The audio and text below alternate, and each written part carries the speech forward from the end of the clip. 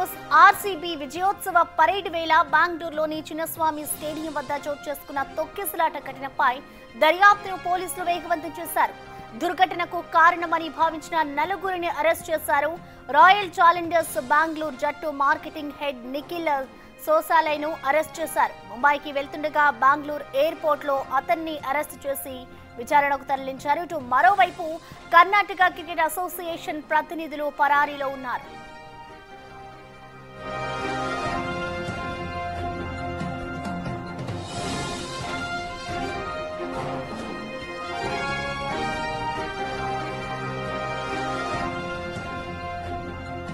తొక్కిసలాట ఘటనపై సిద్ధరామయ్య ప్రభుత్వం ఇప్పటికే చర్యలు మొదలుపెట్టింది. Bengaluru city police commissioner B దయానంద్ను సస్పెండ్ చేసింది. కమిషనర్ తో పాటు మరికొందరు సీనియర్ అధికారులను కూడా సస్పెండ్ చేసింది.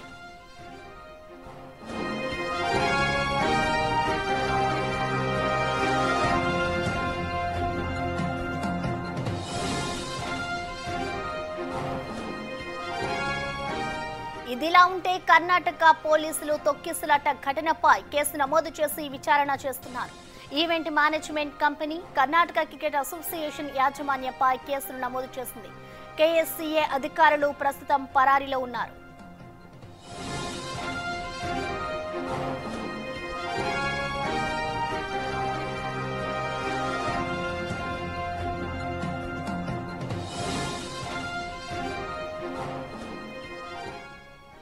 ఇక దీనిపై పూర్తి అప్డేట్స్ ని మా అసోసియేట్ ఇన్పుట్ ఎడిటర్ నగేష్ అందిస్తారు. నగేష్, మనం చూస్తున్నాం ఇటు బెంగళూరులో ఏదైతే ఘటన జరిగిందో దానికి సంబంధించి అధికారులు విచారణనైతే వేగవంతం చేశారు. ఇప్పటికే చూసుకుంటే కొంతమందిని అదుపులోకి తీసుకున్న పరిస్థితి కనిపిస్తోంది.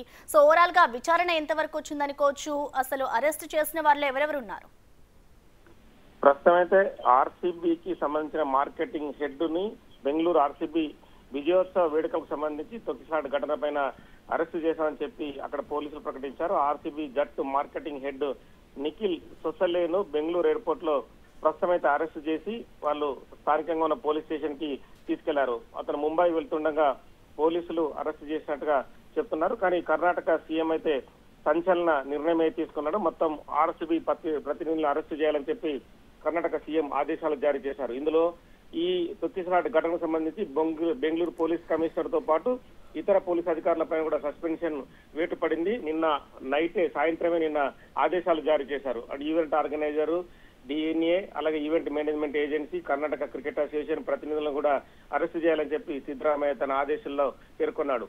ఈ ఘటనపైన విశ్రాంత జడ్జి నేతృత్వంలో కూడా ఏకసభ్య కమిషన్ ఏర్పాటుకు నిర్ణయం తీసుకున్నారు. ప్రస్తుతం అయితే విచారణ కొనసాగుతోంది. ఇందులో సిపి దయానంద్ తో పాటు ఏసీపీ, డీసీపీ వీళ్ళందరూ కూడా ప్రస్తుతం అరెస్ట్ అయ్యారు. కర్ణాటక సర్కార్ కూడా ఏకసభ్య కమిషన్ నియమించిన జడ్జి 30 రోజుల్లో నివేదిక వేయాలని చెప్పి ఆదేశాలు జారీ చేశారు. ప్రస్తుత ఎఫ్ఐఆర్ లో A1 గా ఆర్సీబీ, A2 గా ఈవెంట్ మేనేజ్మెంట్, A3 గా కర్ణాటక క్రికెట్ అసోసియేషన్ వీళ్ళందరూ నిందితులుగా ఉన్నారు.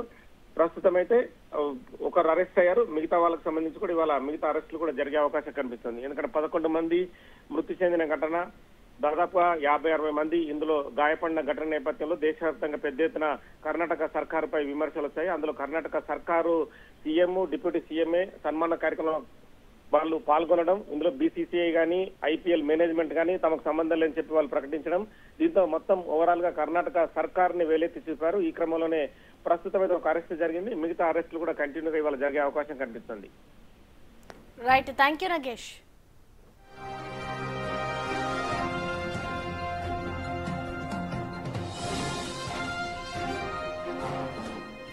ఇక ఆర్సీబీ విజయోత్సవ పరేడ్ వేళ బెంగళూరుని చిన్నస్వామి స్టేడియం వద్ద చోటు చేసుకున్న ఘటనపై అయితే ఇప్పటికే అధికారులు అయితే విచారణను వేగవంతం చేశారు. ఇప్పటికే దీనికి సంబంధించి కూడా కొంతమందిని ఇప్పటికే పోలీసులు అయితే అరెస్ట్ చేసిన సిచ్యువేషన్ కనిపిస్తోంది. ఈవెంట్ మేనేజ్మెంట్ సంబంధించిన టీం ని కూడా ఇటు పోలీసులు అయితే అదుపులోకి తీసుకుని వారి నుంచి కూడా విచారణ చేపట్టే అవకాశం కనిపిస్తోంది. ఇటు పరారీలో కర్ణాటక క్రికెట్ అసోసియేషన్ ప్రతినిధులు ఉన్నారు. వాళ్ళ కోసం కూడా ఇటు అయితే దర్యాప్తు చేస్తున్నారు పోలీసులు.